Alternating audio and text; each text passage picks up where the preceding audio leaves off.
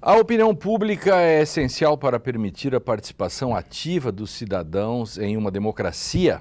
A era da internet deu voz a grande parte da população e facilita que as pessoas formem opiniões sobre diversos temas.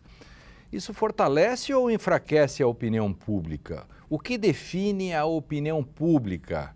Uma maioria, uma classe intelectual ou os meios de comunicação? Essas são algumas questões que serão debatidas no programa de hoje. E fique com a gente. O programa está começando agora.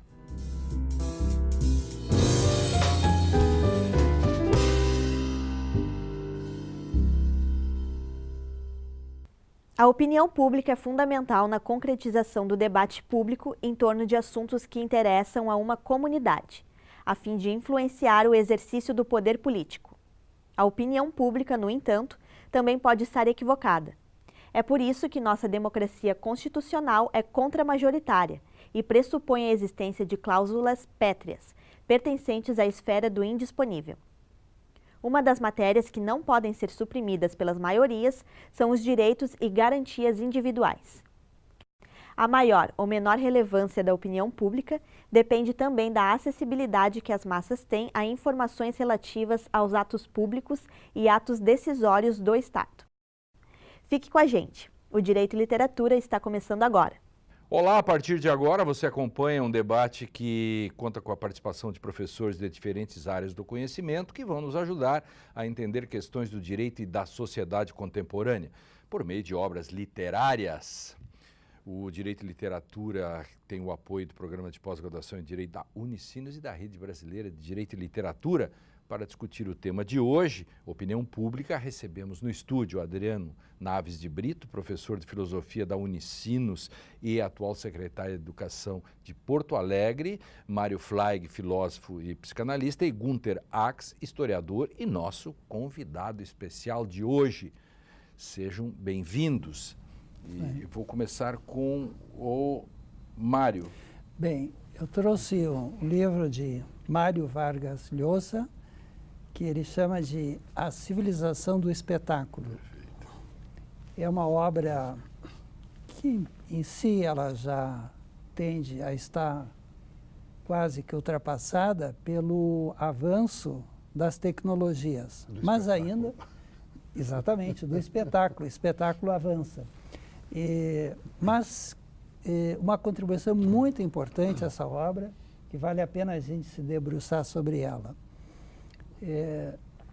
Ele situa um ponto que para mim é nevrálgico, discutindo esse tema do espetáculo, já tomando outros autores. Guy Debord, por exemplo. Mas situa um ponto nevrálgico, que é a passagem, vamos dizer assim, do campo da escrita e da fala para o campo da imagem. Né? Então, o espetáculo é esse império da imagem. E isso nos abre uma questão absolutamente atual, que é o império da tela. Né? Quer dizer, que efeito tem sobre nós as telas? E o que forma, né? O que ela forma? Quer dizer, então, toda a temática da opinião pública, hoje em dia, está atravessada por tudo que se produz no mundo virtual. Tanto o mundo das telas, dos jogos e a robótica, os robôs. Né? Quer dizer, a inteligência artificial. A inteligência artificial que está trabalhando a mil, seja nos próprios jogos, seja em solução de problemas e seja em inteligências artificiais que estão ocupando o lugar de perfis. Perfeito. Ditos falsos, né? Claro. Então, o Mário Vargas Llosa, que é um sujeito que, ao lado da sua obra literária, tem esse lado de pensador, e que ele visita muitas coisas e nos conta o que ele viu e o que pensou daquilo, etc. Então, esse é meu ponto de partida para nossa discussão de hoje, né? O livro do Guy Debord não é Sociedade do Espetáculo, mas algo parecido assim, né? Sociedade do Espetáculo. E o do Mário Vargas Llosa? É a Civilização do Espetáculo. Então ele retoma o livro, a obra do Guy Debord, retoma, analisa ela, né? Assim como a obra de Eliot, do poeta. T.S. Eliot, sim, isso. Sim.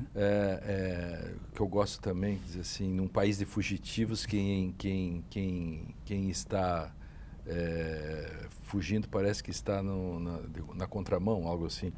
Eu me lembro, Adriano, em 1972, 3 ou antes, mas vou pegar especificamente, a gente ficava no rádio, escutando, né, a comunicação.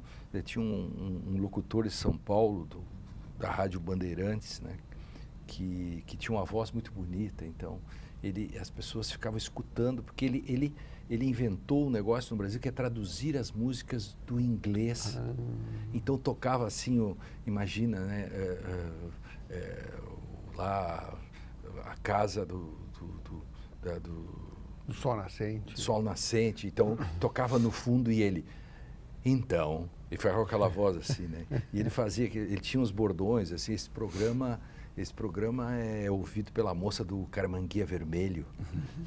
As artérias da cidade de São Paulo estão todas abertas para que as pessoas... Assim, então, essa comunicação, né? E hoje a gente vê que passa na parada de ônibus, as pessoas estão todas assim, dobradas, olhando o seu celular. Parece ser uma marca da... Obliteradas por uma tela que emite uma luz azul. Parece uma marca da besta. Não, é um exército de zumbis rastejando pelas ruas. Adriano, esse programa vai render. Adriano.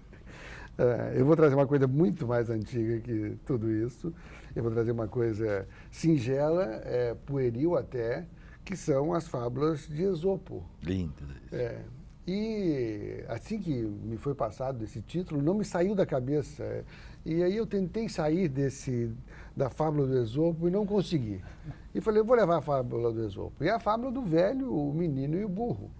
Então, é uma fábula genial. O Esopo era um escravo na Grécia Antiga, nós estamos falando do século VII, século VI. E os escravos, na verdade, nós temos que entender a cultura grega, eram escravos que ensinavam, Então, a origem, inclusive, da palavra pedagogo é essa, né? Levava pelas mãos, ensinava. E ele era um exímio contador de histórias. Então, ele contava histórias que tinham sempre um fundo moral. E essa história, que não precisa relatar, todos nós ouvimos na infância, a história do menino, o velho, o velho menino e o burro indo para a cidade, e eles vão acompanhando e todo mundo vai criticando, eles vão mudando a composição. Ora sobe no burro, ora desce, ora carregam o burro. E aí chega ao final, o velho diz, a moral da história é, por mais que eu me esforce, eu não consigo calar a boca da opinião do mundo. Genial. E que é a moral. Toda história toda fábulazinha tem uma moral. E eu achei muito oportuno para a gente absolutamente oportuno. E tem uma dimensão, além dessa dimensão da opinião pública, nos forçando, a dimensão da subjetividade. Porque um outro contraponto que se diz é que nós, nesse mundo, temos a chance de nos apresentar mais como somos, né? E justamente o dilema dos três era qual é a nossa composição preferida, né? O que eu quero? Então, tem isso do que eu quero, e nós somos chamados sempre nós temos que ser nós próprios, temos que nos apresentar como somos. Muito interessante nessa discussão, deixo para depois outras observações sobre esse nós próprios. Portanto, a questão da identidade faz também a opinião pública, né? O que está acontecendo com a identidade nesse mundo cheio de opinião? Gunther, o juiz decide, se ele der a favor, ele é malhado para um lado. Se ele der contra, ele é malhado para o outro. Então, esse realmente qual é a composição ideal do velho menino e o burro. Gunther, nosso convidado especial, bem-vindo. Obrigado, bom dia. Pois é, eu não trouxe exatamente um livro, eu acho que hoje eu acordei em Porto Alegre, inspirado por Conte, talvez, transcendendo um pouco a metafísica da representação. Eu acho que há influências dos eflúvios, sei lá, de Júlio de Castilhos e Conte. Mas, então, assim, trago ideias, né, para conversar com vocês. Acho que a lembrança do Guy Debord é muito pertinente, eu acho que dialoga de forma muito interessante com o livro do Vargas Llosa. Né? Quer dizer, o Gui basicamente ele entende, né? Eu acho que é um tema pertinente para a discussão da questão da opinião pública, que existem alguns fenômenos que estão acontecendo de forma articulada e paralela. Um deles é a política, quer dizer, cada vez mais se convertendo em espetáculo, e o outro é a cultura, quer dizer, ou seja, os valores simbólicos, os bens simbólicos, né? Se convertendo em processo industrial de massa, né? Financiados de forma industrial em larguíssima escala, né? Quer dizer, e a observação que ele faz é o seguinte: existe um centro hegemônico, né, produzindo esta cultura industrializada, essa cultura industrial, né, que é altamente sedutora, etc., e que chega em todos os cantos. E ao fazê-lo, ela acaba abafando expressões culturais locais, né, e também transmutando-as, né, e engolindo-as. Né? Então, nós vínhamos antes discutindo, por exemplo, quer dizer, alguns fenômenos como o fato de que a cidade de Porto Alegre teve festas populares, como a Festa do Divino, como o Bumba Meu Boi. Ninguém sabe as pessoas que Porto Alegre teve Bumba Meu Boi. As pessoas pensam que isso é uma coisa do norte do Brasil, do Nordeste. Tinha Bumba Meu Boi em Porto Alegre, sim. Né? Se comemorava o Terno de Reis, a Páscoa, o Natal era uma procissão, a capelinha. Foram engolidos. Tudo isso desapareceu. Eu acho que as grandes festas populares antigas que se mantêm em Porto Alegre é ainda a procissão de navegantes, tá? E o carnaval, que também com uma configuração diferente. Que está sendo engolido também. Que está sendo engolido aos poucos. Agora, o que é interessante é o seguinte, quer dizer, as pessoas agora estão reivindicando o direito, né, de comemorar o Halloween, o St. Patrick's Day. Qual é a nossa relação com St. Patrick's Day? St. Patrick's Day é uma coisa fantástica. É um absurdo, né? mas as pessoas adoram. Né? Elas querem sentar na calçada, beber cerveja e dizer que aquilo tem relação, né, quer dizer, com um santo irlandês, né, que é cultuado na Irlanda e em Nova York. Tem tudo a ver com a gente. Tem né? tudo a ver com a gente. Né? Então, isto é o fenômeno, né, Guy Debord, de reconfiguração permanente do espaço público e da opinião pública, a partir de um centro hegemônico, né, quer dizer, que produz uma cultura de massas, quer dizer, com um enorme potencial aglutinador e uniformizador. Perfeito. Aí está a opinião pública, né? A formação da opinião pública. Esse é um ponto de partida para nós entendermos a questão. Quem é que ainda vai na festa de Santo Antão?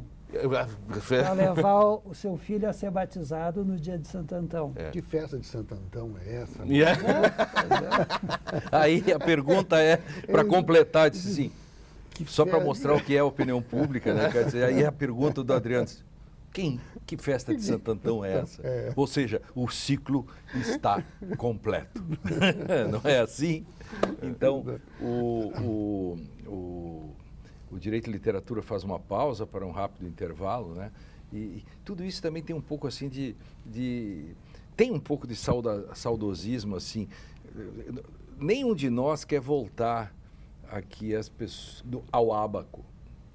Né? Não, de modo algum. O computador é fundamental. Sim, olha mas, o livro. por favor, né, não vamos também sermos assim colonizados ao ponto de virar um zumbi, né?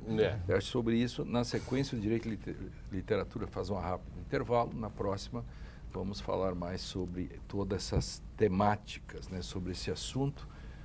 E já voltamos.